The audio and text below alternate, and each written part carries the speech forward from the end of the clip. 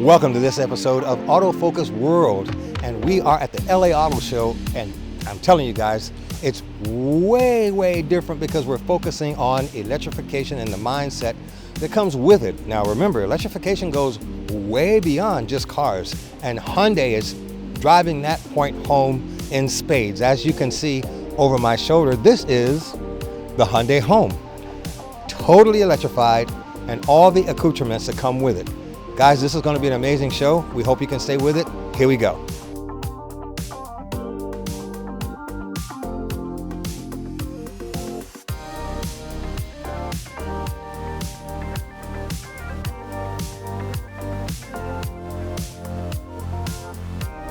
Hey guys, welcome to this episode of Autofocus World, coming from the Los Angeles Auto Show, and we are here at the Hyundai setup, which is vast and exciting.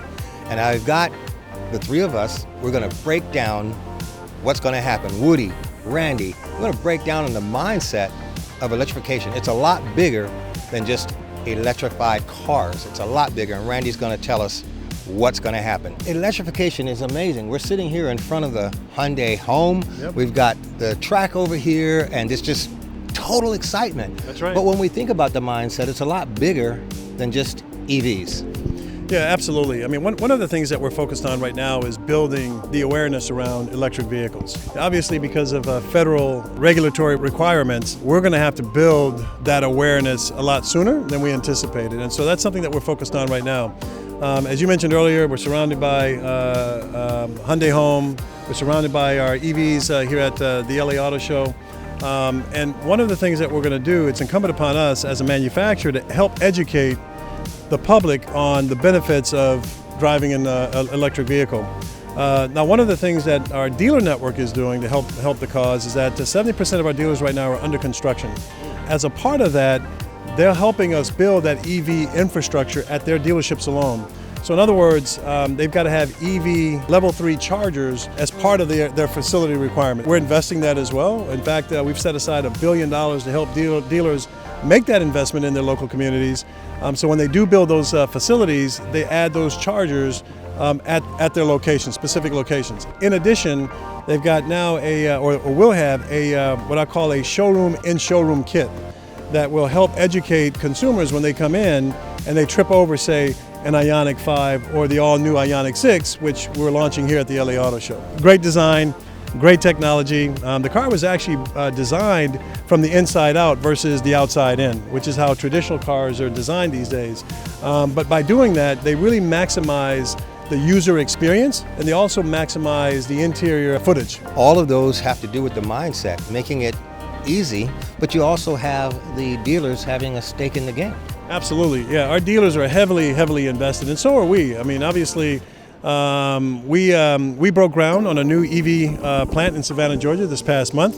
It's a $5.5 billion investment in Savannah, so we're very proud of that fact, and we look forward to that plant opening in the first half of 2025. The other thing I'm really proud of is that this is going to bring over 8,100 additional manufacturing jobs to the United States of America, right? And so this is my company that's doing that. And so between our footprint, our future footprint in Savannah, Georgia, and our current footprint in Montgomery, Alabama, we're creating this new manufacturing base in the U.S., which is so important and helping us, build up our communities and provide for a better future and progress for humanity. We know that sometimes there's a cost prohibitor for entry level when there's new technologies that are coming out, and electrification is one of them.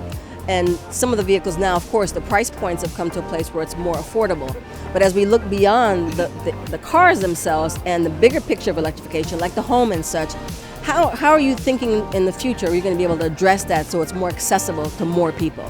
Well, a good way to transition into electric vehicles versus just diving right in. There are a lot of people, to your point, that may not be ready to dive right in, right? Maybe it's because of the price point.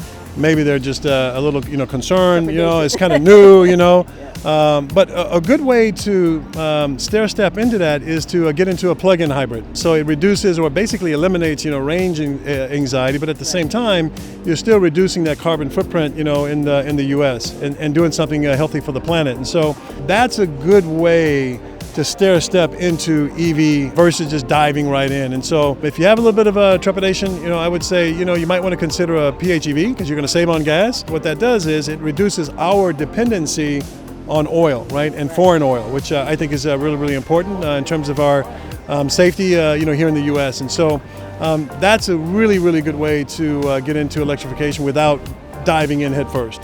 Let's talk about the future. And let's talk about, let's put your futurist hat on, if you will. Your futurist hat on. Hyundai's been really good with that so far, so let's put the futurist hat on and look at, let's say, 5 years into the future. Not that far, just 5 years into the future. What do you think we're going to be seeing, and what will people experience in this world? Yeah, that's a very, very good question. Our executive chairman wants Hyundai to become a mobility solutions provider. Not simply an automotive provider, but a mobility solutions provider.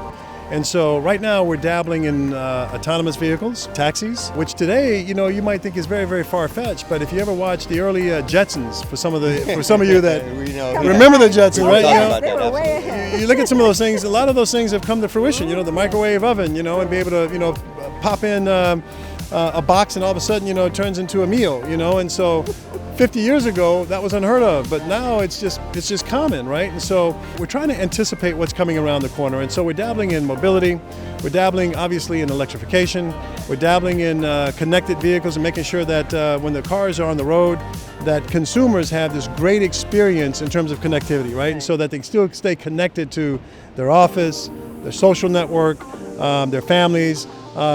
The car basically becomes its home, right? And then the other piece to it is, again, we're dabbling in autonomous driving vehicles as well. And so we've got a huge partnership with Motional, and again, we're trying to anticipate what's coming around the corner. And so I would say the moral to the story is that we want Hyundai to be more than just an automotive company, but a mobility solutions company. Guys, this is so exciting. Randy, thank you so much for your insight and the work you do. This is cool because you see people behind us, and we didn't want to hide that. We want you guys to see the buzz that's happening around here, and this is just a small part of it. I mean, it's going all the way around the entire convention center floor, especially the Hyundai area. You got these smiles on their faces, and people are totally charged up. So you should be really, really proud. Woody, thank you so much. Randy, thank you so much, guys. And if you haven't seen it, the Meta Mobility stuff, we're on top of it. All right, and the mobility solutions that Hyundai has provided, we'll continue to report that for you. All right, guys, coming to you from the L.A. Auto Show on the grounds of the Hyundai Pavilion area. Tony Lesese, Woody, Randy, see you next time.